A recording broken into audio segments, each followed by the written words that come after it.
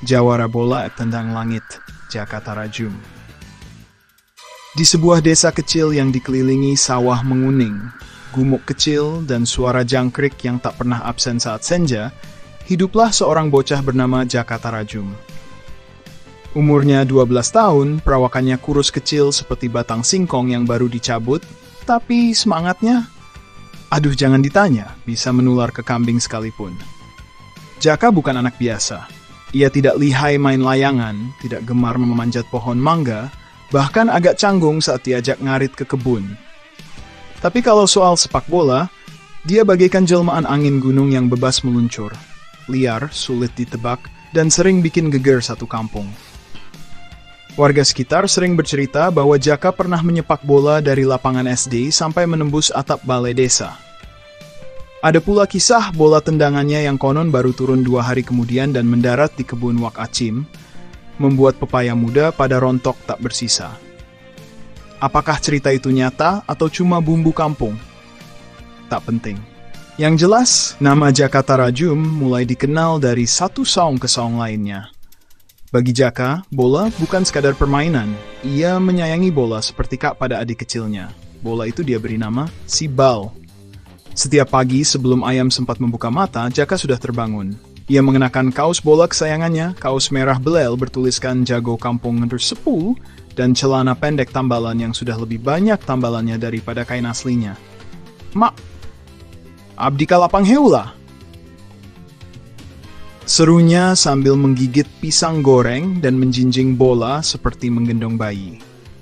Maknya hanya mengangguk sambil merapikan ikat kepala, sudah biasa dengan kelakuan anaknya yang satu itu. Di lapangan tanah liat belakang SD Cibandung yang hanya diberi batas batu dan bambu sebagai gawang, Jaka memulai latihan seperti biasa. Ia menggiring bola dengan kaki telanjang, menendangnya ke dinding seng bekas, lalu berjongkok sambil berbicara dengan bola. Bal, ayuna urang coba jurus anyarnya. Tendangan pakai tumit, terus muter di udara sampai jangkrik bungkem.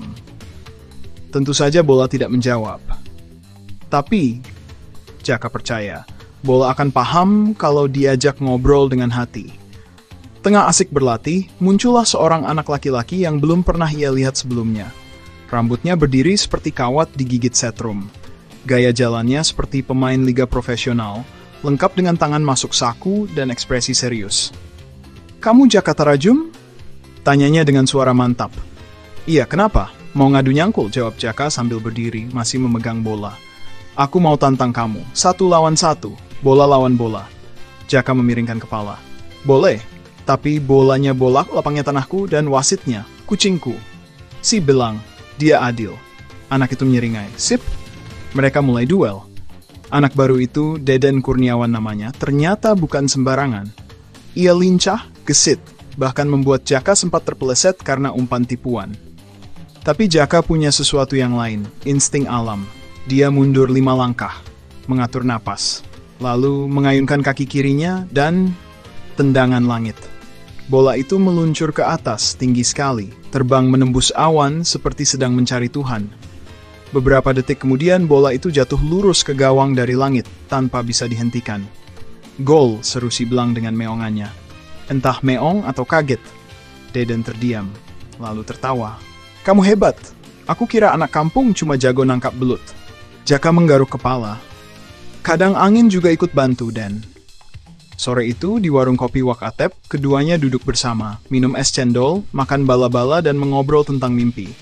"Aku pengen main di tim nasional," kata Deden sambil menyeka keringat. "Kalau aku pengen jadi kaptennya, biar bisa atur-atur pemain." Mereka tertawa.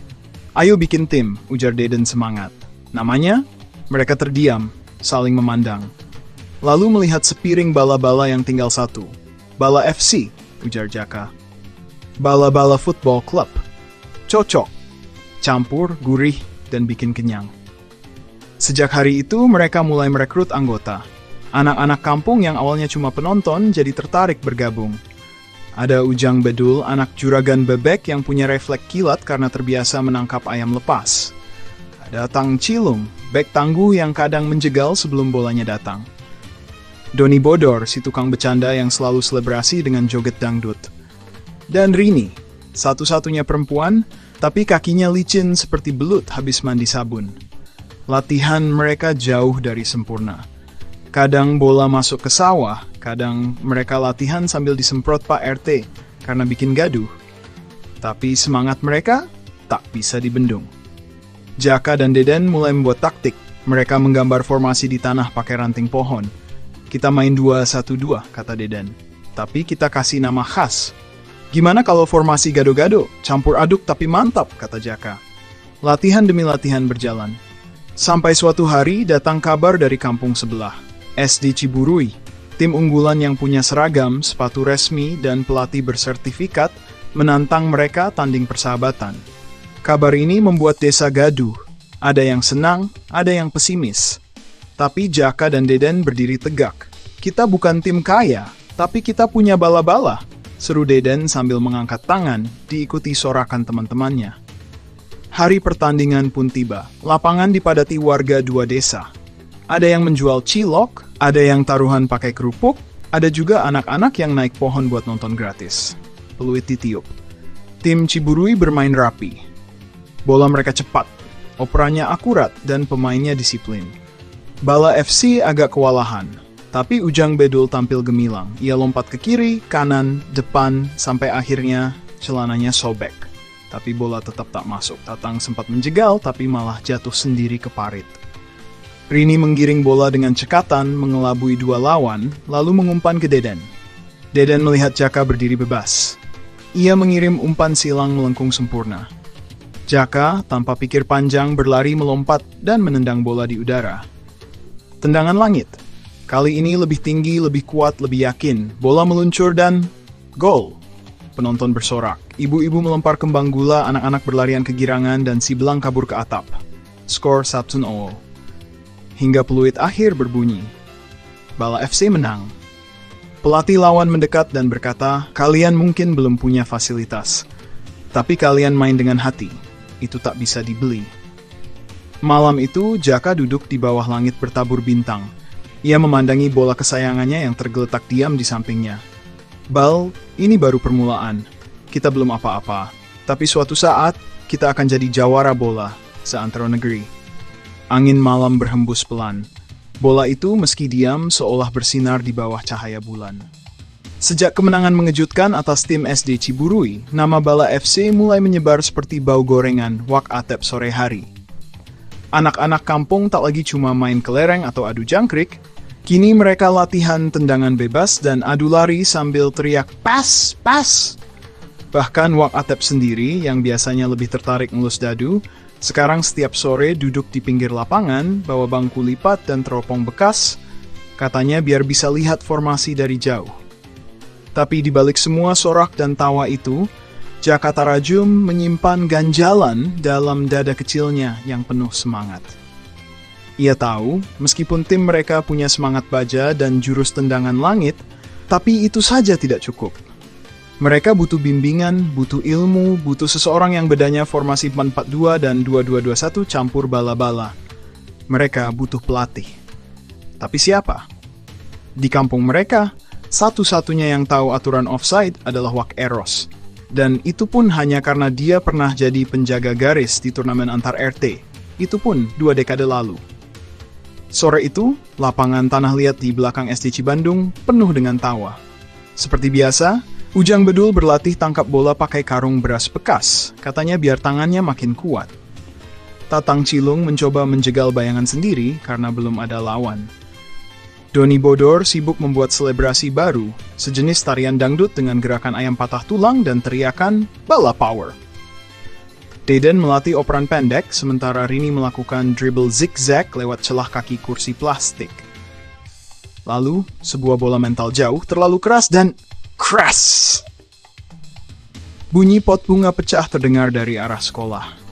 Tak lama kemudian muncul sosok tinggi besar dengan kumis seperti kuas cat-cat tembok, mengenakan celana training panjang dan kaos bertuliskan Liga Kampung 1996. Di lehernya tergantung peluit besar, dan di tangannya sebuah sepatu bola yang masih nempel tanah liat dan serpihan pot bunga. Siapa yang nendang bola sampai ngancurin potnya Ibu Kepsek? Anak-anak langsung diam. Hanya angin yang berani bersuara. Dari balik pohon mahoni, Jaka melangkah maju sambil mengangkat tangan. Saya, Pak. Tapi saya niatnya bukan ngincar pot. Itu cuma efek samping. Lelaki itu melangkah maju. Tatapan matanya tajam, tapi ada cahaya aneh di sana, semacam nostalgia campur penasaran. Rini mendesah pelan. Itu, Pak Udin. Guru olahraga yang dulu katanya pernah main di tim provinsi, tapi pensiun gara-gara lututnya kesangkut selang saat siram rumput. Pak Udin mengangguk kecil. Aku perhatikan kalian sejak pertandingan lawan Ciburui. Kalian ini punya hati. Tapi cara mainnya? Ampun, si Doni abis nendang bola malah nyanyi dangdut. Jurus baru, Pak, jawab Doni sambil cengengesan. Pak Udin menggeleng. Aku tak tahan lihat kalian ngelantur begini. Kalau kalian mau, aku jadi pelatih kalian. Semua melongo. Jaka sampai lupa napas. Deden nyengir lebar. Si Belang, kucing wasit kampung, bahkan berhenti garuk kuping dan memiringkan kepala. Beneran, Pak? Tanya Jaka. Bener. Tapi ada syarat, katanya menunjuk sepatu kotor itu. Latihan kalian mulai jam 4 pagi. Siapa yang telat, push up 50. Besok paginya, sebelum ayam sempat berdehem apalagi berkokok, lapangan sudah ramai. Dalam remang kabut subuh, Pak Udin berdiri dengan peluitnya dan wajah penuh tekad. Anak-anak berdiri berjajar, beberapa masih menguap, beberapa lainnya belum cuci muka, tapi semua hadir. Latihan hari ini, kita mulai dari dasar, ujar Pak Udin. Dribbling, pakai kelapa. Pak, serius? Tanya Deden. Kalau kalian bisa giring kelapa di tanah liat, bola beneran mah kayak ngelus bantal. Rini hampir terpeleset 2 kali. Tatang menggiring kelapa sampai nyungsep ke got. Doni malah berdialog sama kelapanya. Ayo, Kel. Jangan nyasar ke sawah. Kita satu tim. Latihan kedua, Pak Udin menyuruh Ujang tangkap ayam hidup. Kiper sejati harus punya refleks. Coba tangkap ayam ini sebelum dia nyelonong ke kebun. Ujang berlari ke sana kemari, lebih mirip penjual ayam keliling yang dikejar utang daripada calon kiper. Lalu, tibalah latihan paling absurd. Tendangan dari atas bukit. Satu-satu, tendang bola dari puncak sana ke arah gawang di bawah. Ini buat melatih akurasi dan kekuatan. Jaka maju, mengambil ancang-ancang lalu dengan gaya khasnya meneriakkan, tendangan langit super ekstra. Bola meluncur indah, dan mendarat tepat di panci Mak Empok yang sedang masak sayur asem di halaman rumah. Jaka! Teriak Mak Empok, dan seisi tim langsung bubar jalan. Setelah 3 hari latihan penuh tawa dan peluh, Pak Udin mengumpulkan semua di balai bambu. Di tanah, ia menggambar 2 formasi dengan ranting. Pertama, formasi capung buta, dengan 2 penyerang gesit, 3 gelandang kacau tapi nekat, dan 1 kiper yang sudah akrab dengan ayam. Gaya mainnya cepat, kacau, dan tak terduga, kayak capung masuk warung, jelas Pak Udin. Formasi kedua, formasi empal gepuk. Strategi bertahan penuh. Hanya 1 penyerang, sisanya tugasnya ngegepuk lawan. Tapi ingat, tetap fair play, jangan pukul betulan. Pak Udin lalu berkata, strategi itu seperti masak. Kalau bumbunya pas, rasanya mantap. Tapi kalau kebanyakan garam, ya, sakit ginjal. Doni mengangkat tangan lemas. Pak, kami lapar. Lapar semangat maksudnya, serunya. Sore itu juga, datang kabar mengejutkan. Sebuah surat datang dari klub junior kota, PS Garuda Kecil. Mereka mengundang Bala FC untuk pertandingan persahabatan. Klub itu dikenal sebagai tim elit.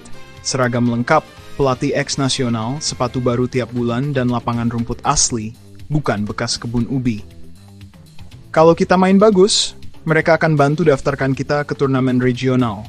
Jelas Pak Udin sambil menunjukkan surat resmi. Kalau kalah, Pak, tanya Tatang waspada, kita tetap dapat makan siang gratis. Berangkat! Hari H, tim berangkat ke kota naik angkot sewaan. Ujang bawa bekal tempe goreng 5 lembar. Rini bawa bola dan sebotol minyak kayu putih. Doni bawa radio kecil buat muter lagu semangat. Lagu pembuka sinetron Laga Malam Jumat.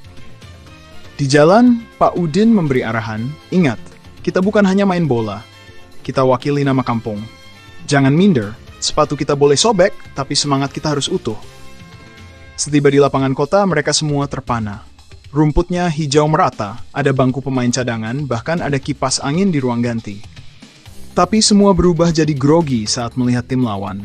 Anak-anak kota tinggi besar, rambut rapi, pemanasan sambil nyanyi bareng pakai headset Bluetooth. "Pak, kita beneran main lawan robot ya?" bisik Doni.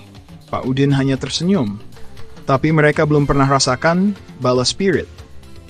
Peluit ditiup. Pertandingan dimulai. 5 menit pertama, bala FC seperti disapu angin. Pemain lawan cepat, operannya rapi, dan gaya mainnya seperti di televisi. 5 menit pertama, bala FC ditekan habis-habisan. Ujang jatuh 3 kali, Rini nyaris kena nutmeg, dan Tatang hampir menendang pelatih lawan karena salah sangka. Tapi kemudian strategi Pak Udin mulai jalan. Dedan mengatur tempo permainan dengan operan pendek. Doni yang biasanya hanya lucu, kali ini serius, melakukan tipuan back heel. Rini berhasil merebut bola, lalu mengumpan ke Jaka. Jaka pun melompat tinggi. Udara diam sejenak. Lalu, tendangan langit turbo plus. Bola meluncur deras ke arah gawang. Kiper lawan melompat, tapi bola menembus jaring dan mengenai papan skor. Gol! Penonton dari kampung berteriak gembira. Bahkan beberapa warga kota ikut bersorak. Skor 1-0 untuk Bala FC. Peluit akhir, mimpi baru pertandingan berakhir seri 2-2. Tapi semua tahu, Bala FC berhasil membuat tim kota kewalahan. Pelatih lawan datang menghampiri. "Kalian hebat, kalian punya sesuatu yang jarang dimiliki tim profesional, jiwa." Ia pun menyerahkan proposal pelatihan bersama selama 3 bulan. Pak Udin tersenyum bangga. Jaka dan kawan-kawan bersorak. Di perjalanan pulang, mereka bernyanyi sambil ketawa. Di balik kaca angkot, Jaka menatap langit sore. "Pelatih kita gila. Tapi aku yakin, ini baru awal." Dan di kantongnya, ada surat pendaftaran turnamen regional yang kini tinggal menunggu mereka buktikan.